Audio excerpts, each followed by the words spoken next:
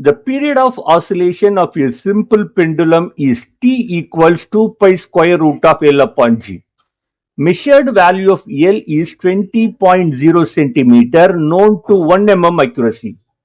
And the time for 100 oscillation of a pendulum is found to be 90 seconds using a wristwatch of 1 second resolution. The accuracy in the determination of G is 4 options. Let us find the right one. Time period T is given by small t upon n. N is the number of oscillation. Here it is 100. T is the total time for 100 oscillation, that is 90 seconds. Then T equals 2 pi square root of L upon G. G equals 4 pi square L upon T square.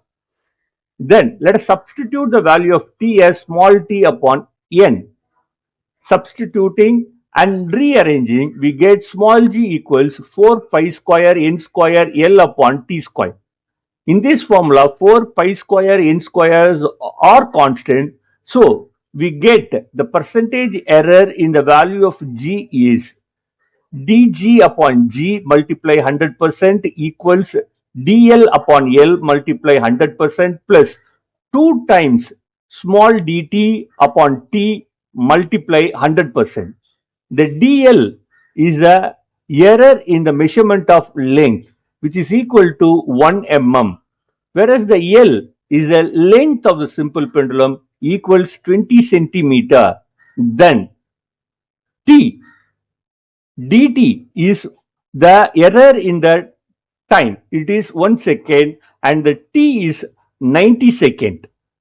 Substituting it, we get 0.1 multiply 100, we get 10.